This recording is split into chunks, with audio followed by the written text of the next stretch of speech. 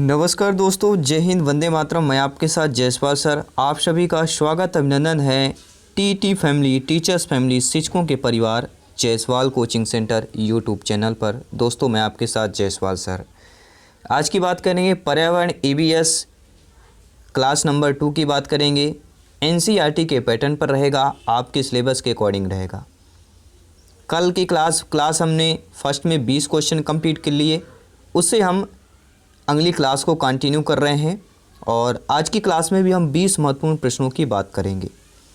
तो शुरुआत करते हैं। अगला प्रश्न दिया गया है जो स्क्रीन पर है, 21वां नंबर प्रश्न है। अन्य मृत जंतुओं पर निर्वाह करने वाले प्राणी को क्या कहते हैं? Parasite, decomposer, scavenger, omnivore. और मैं हर एक क्लास में ही कहूँगा, NCERT की बुक दोस्तों 3rd क्लास से 8th क्लास तक के ज़रूर रीड करें।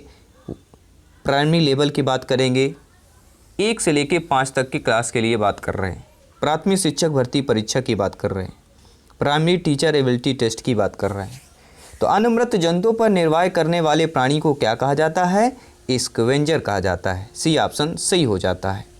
स्कैवेंजर मांसाहारी शाकाहारी दोनों होते हैं, जो पर्यावरण में मृत जीव जंतु तथा पेड़ पौधों पर अपना जीवन निर्वाह करते हैं, जैसे मक्खी और गिद्ध हो गया। दूसरा प्रश्न है, पृथ्वी का अपमार्जक कौन है? जीवाणु और कवक हैं, मृदा और जल है, पशु है या पक्षी है? सभी कमेंट करके बताएंगे। तो पृथ्वी का अपमार्जक सभी को पता है, जीवाणु और कवक कहलाते हैं। जीवाणु एवं कवक पृथ्वी के अपमार्जक कहा जाता है। ये ऐसे जीव हैं जो अपने आवासीय क्षेत्र में उपस्थित मृत जैविक पदार्थों को खाकर अपना जीवन निर्वाह करते हैं। अब देखते हैं अगला प्रश्न क्या दिया गया है, स्क्रीन पर दिया गया है।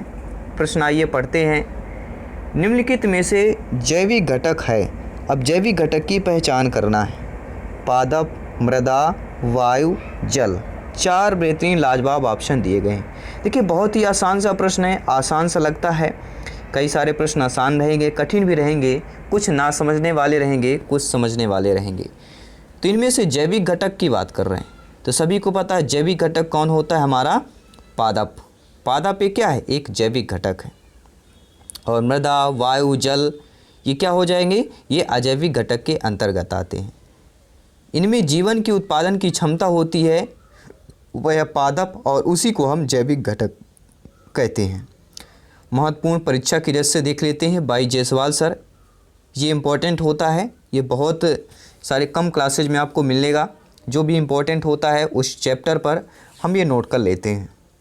तो आप लोग भी नोट कर सकते हैं नोट्स पर अपने, अगर आप नोट्स बना रहे हैं, स्टार्टिंग कर दिए हैं।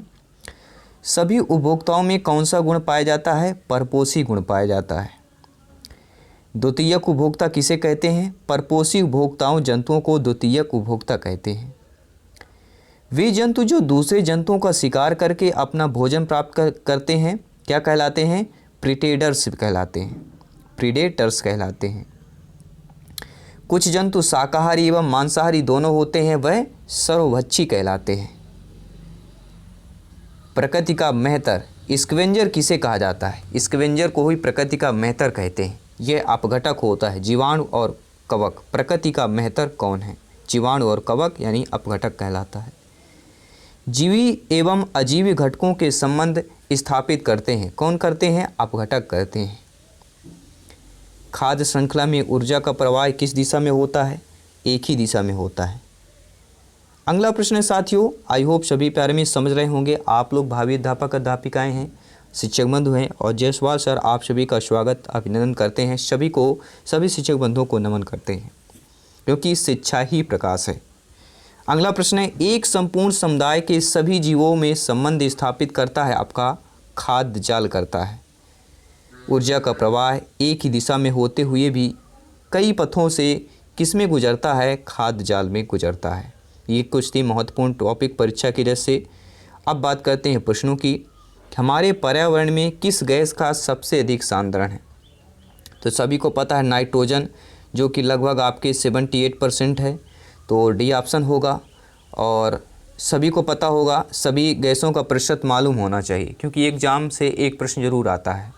नाइट्रोजन का 78%, ऑक्सीजन 21%, आर्गन 0.93%, चौथे नंबर पर कार्बन डाइऑक्साइड 0.03%, आपका फिर नियान आता है 0.0018% और हाइड्रोजन सबसे कम 0.001%। अब बात करते हैं अगले प्रश्न की। अगला प्रश्न है कौन जीवी कारक नहीं है? पेड़ पौधे, जंतु, सूक्ष्म जीव और चट्टान की बात करेंगे। तो आइए जान लेते हैं राइट आंसर क्या होगा। कौन जीवी कारक है?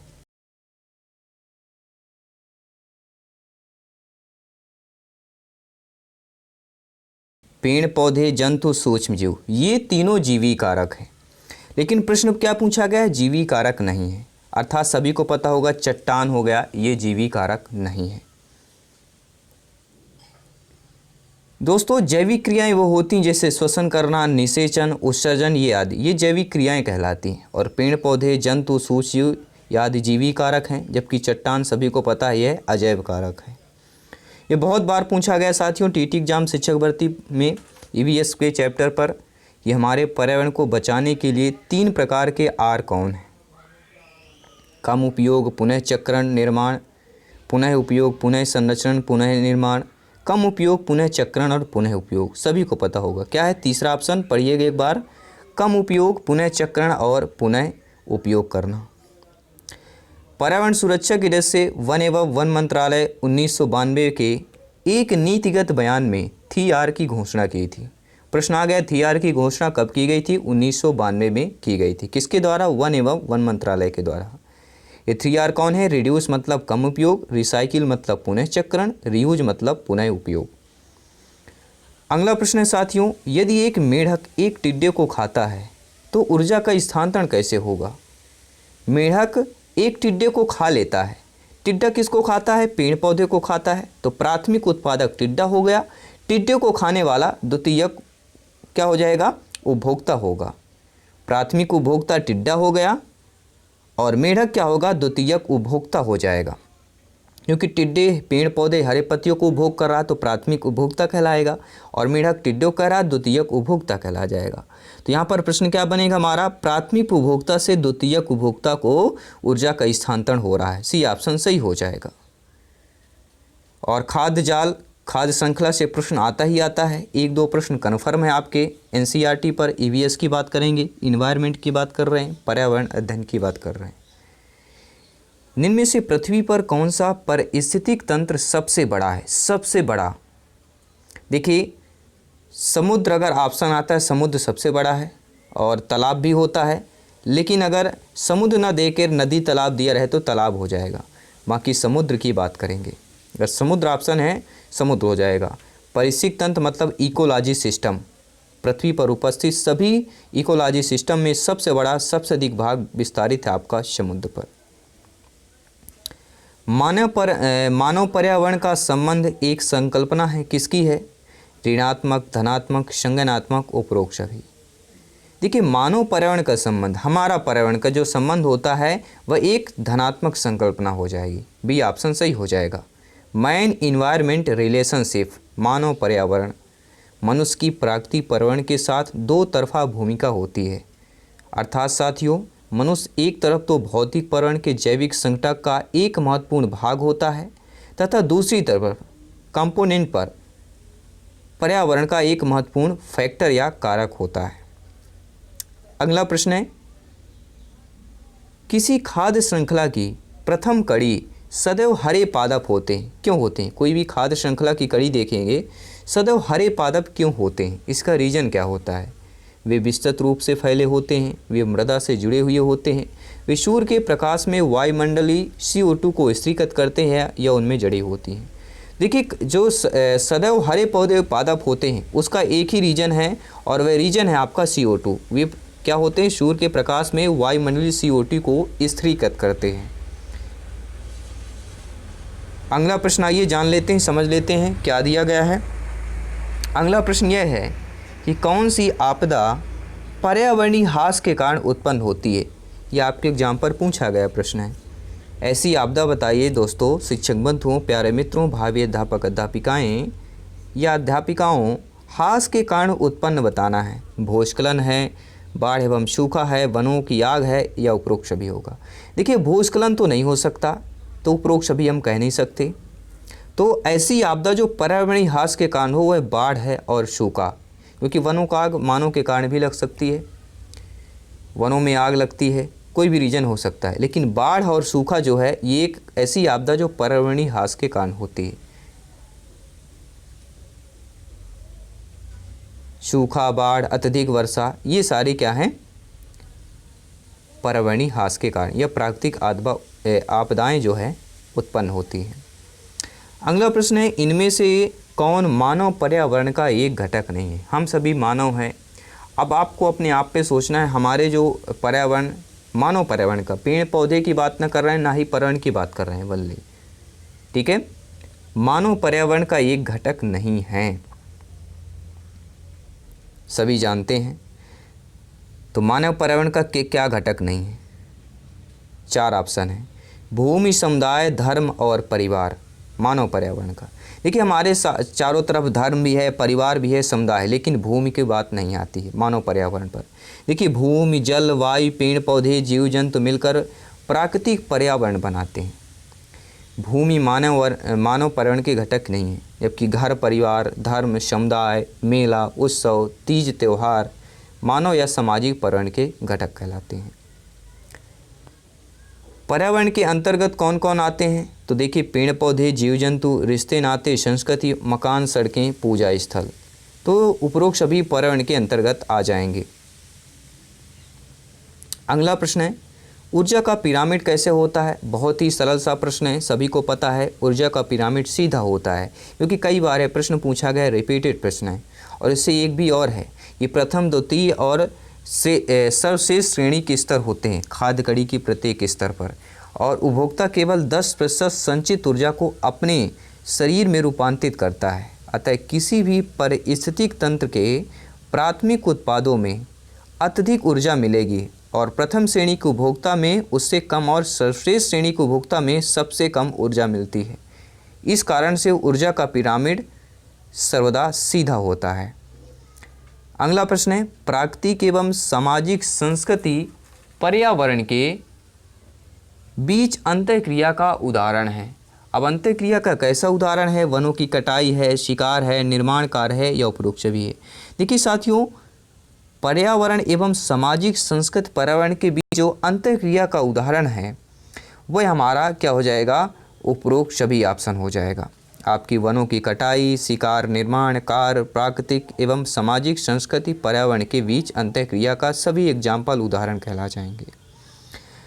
प्राकृतिक पर्यावरण के प्रमुख घटक कौन कौन से हैं? देखिए सभी जीव भी आपके प्राकृतिक पर्यावरण के घटक हैं, भू आकृतिक कारक भी है, जलवायु कारक भी है, तो उपरोक्त सभी हमारा डी ऑप्शन सही हो जाएगा। आई होप सभी प्यारे मित्र अच्छे तरीके समझ पाए होंगे। आई होप अभी तक का आपने लाइक वाला जो बटन है क्लिक ज़रूर कर दिया होगा। बहुत बहुत धन्यवाद सभी साथियों का। इसी तरह शिक्षा का प्रचार प्रसार करते रहें, तैयारी जारी रखें, क्योंकि सभी को पता है सिलेक्शन यहाँ पर सर्वोपरि है। अपने मेहनत पर भरोसा रखें, अपने आप पर भरोसा रखें, सिलेक्शन ज़रूर मिलेगा, अपने मेहनत पर कामयाबी ज़रूर मिलेगी। बात करेंगे प्रश्नों की, एक पोषण स्तर से दूसरे पोषण स्तर पर ऊर्जा का कितना भाग स्थानांतरित होता है? तो सभी को पता है 10% या 10 भाग जो है भाग स्थानांतरित होता है। और सभी को पता है 10% का नियम किसने दिया था? बहुत बार पूछा जाता है, तो लिंडमैन ने दिया था। कब दिया था? 1942 में 10% का नियम लिंडमैन ने दिया था। और इस नियम के अनुसार 90% भाग प्रत्येक स्तर पर अपने ऊर्जा प्रयोग में ले लेता है तथा अपने से आगे के लिए 10% केवल छोड़ देता है। अगला प्रश्न है, खाद्य श्रृंखला में ऊर्जा का प्रवाह कैसे होता है? सभी को पता है, पहले तो एक देशीय होता है, ये भी पता है। और खाद्य का पिरामिड कैसे होता है? सीधा होता है। ये प्रश्न पूछे जाते हैं, आपको ध्यान देना है। ऊर्जा का प्रवाह एक ही दिशा में अर्थात एक दिशीय होता है। परितंत्र में ऊर्जा का प्राथमिक स्रोत कौन सा होता है? वनस्पति, सूर्य का प्रकाश, परमाणु ऊर्जा, भोजन। जब भी सनाफ सरदार का नाम आए अर्थात सूर्य के प्रकाश की बात करेंगे, सनलाइट की बात करेंगे, तो परितंत्र में ऊर्जा का प्राथमिक स्रोत, जब भी सूर्य हम उठते हैं या कभी कभी हम उठ नहीं पाते हैं, लेकिन कौन जग जाता है? सनलाइट। ठीक है, सनलाइट पर जब भी प्रकाश पड़ता है पेड़ पौधे पर तो सभी के चेहरे खिल उठते हैं। तो परितंत्र में ऊर्जा का प्राथमिक स्रोत आपका सूर्य का प्रकाश ही होता है। 40 नंबर प्रश्न है, इनमें से कौन सा पर्यावरण अध्ययन का घटक नहीं है। नेगेटिव और नकारात्मक प्रश्न भी पूछे जाते हैं। मानव, वायुमंडल, जलमंडल, सौरमंडल। देखिए मानव, वायुमंडल, जलमंडल, ये तीनों नाम आपने सुना होगा, सौरमंडल की नाम भी सुना होगा, लेकिन पर्यावरण के अध्ययन के जो घटक है मानव, वायुमंडल और जलमंडल ही है। सौरमंडल आपका पर्यावरण अध्ययन का घटक नहीं कहलाएगा। क्यों नहीं कहलाएगा, जान लेते हैं। देखिए पर्यावरण अध्ययन के अंतर्गत वायुमंडल, जलमंडल, स्थलमंडल तथा जैवमंडल, जिसे हम मानव कहते हैं, आदि कारकों का अध्ययन किया जाता है, लेकिन पर्यावरण अध्ययन के अंतर्गत सौरमंडल का अध्ययन नहीं किया जाता है। तो ये रहे दोस्तों पर्यावरण क्लास नंबर 2 में 20 महत्वपूर्ण प्रश्न एनसीईआरटी के पैटर्न पर। क्लास कैसी लगी नीचे कमेंट करें, फीडबैक करें, तैयारी जारी रखें, क्योंकि सिलेक्शन सर्वोपरि है। अपने आप पर भरोसा रखें, हर सब्जेक्ट की तैयारी होगी। इसी तरह लाइक शेयर करते रहें और भी दोस्तों को शेयर करें, ताकि उनका भी शिक्षा का प्रचार प्रसार होके, क्योंकि ज्ञान शेयर करने से ज्ञान बढ़ता है, सभी को पता होगा। ये पैसा मनी नहीं है कि हम शेयर कर देंगे तो हमारा पैसा घट जाएगा। ये ज्ञान है साथियों, ज्ञान जितना ज़्यादा शेयर करेंगे माँ सरस्वती की उतनी ही कृपा होती है। तो दोस्तों मैं आपके साथ जायसवाल सर माँ सरस्वती को प्रणाम करते हैं और मिलते हैं जल्दी नेक्स्ट क्लास पर। सभी दोस्तों का धन्यवाद साथियों। जय हिंद, वंदे मातरम।